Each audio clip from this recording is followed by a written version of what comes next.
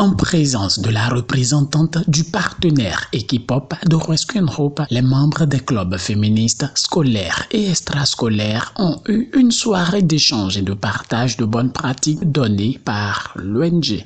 Au commencement, l'ONG Rescue and Hope nous a installés. Elle nous a formés et sensibilisés sur plusieurs thèmes.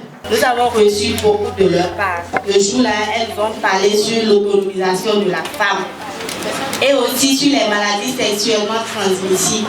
La violence basée sur le genre, le VPG.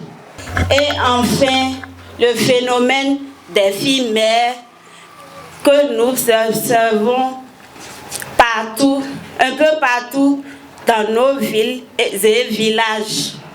Et ensuite, nous avons eu à parler aussi de l'hygiène corporelle qui a eu lieu devant l'ONG ici. Et nous avons même reçu quelques primes d'eux. Et par la grâce de Dieu, cette sensibilisation est en train petit à petit de porter son fruit. À leur tour, elles sont devenues des canaux de relais de ces bonnes pratiques acquises. Moi, de mon côté, j'ai pu sensibiliser quelques personnes, précisément même chez moi à la maison. J'en ai parlé à des filles, des femmes comme moi, chez moi.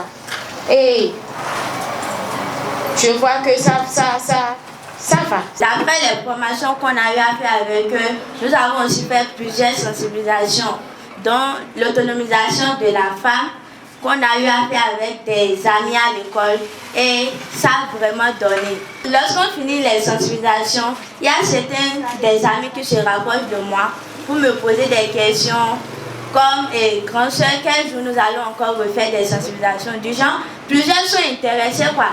Et avec ça, nous remarquons lorsque nous faisons ces genres de sensibilisation, plusieurs d'entre eux ont la capacité de venir demander, puisqu'ils sont intéressés par ce que l'ONG nous a apporté. Et chez nous aussi, ça nous a donné de très bons résultats. Même si il y a eu des problèmes de viol à l'école ou bien abus sexuels, je n'ai plus peur puisque je sais il y a un endroit où je peux venir y aller. Mais qu'ont-elles retenu concrètement de ces différentes formations au sein de leur club? Quelques-unes répondent. J'ai appris à travers les sensibilisations sur le harcèlement sexuel qu'une femme ne devrait pas avoir peur de parler d'un harcèlement ou bien d'un viol. Lorsqu'on abuse des femmes en général, on constate qu'on a parfois peur de s'exprimer, parfois peur de dire ce que l'on ressent en ce moment. Ceci amène des troubles mentaux chez certaines femmes. Et ça, c'est aussi un fait pour le développement de notre pays. À travers cette formation, je me sens capable de venir vers Rescue and Hope pour venir parler d'un harcèlement, si j'en ai vécu ou bien si un proche de ma famille en a vécu. Donc, Rescue and Hope a été d'un grand appui et m'a beaucoup appris.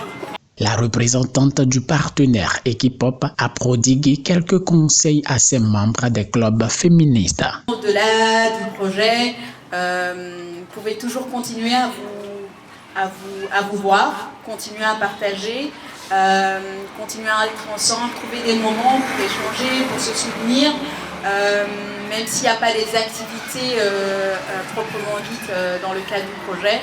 Je pense que l'organisation est là et que vous pouvez toujours vous diriger vers elle pour solliciter des informations en cas de violence ou aller vraiment pour un accompagnement. La responsable administrative et financière de Rescue and Hope s'inscrit dans le même registre que la représentante Equipop. Je vous remercie vraiment pour votre participation aussi.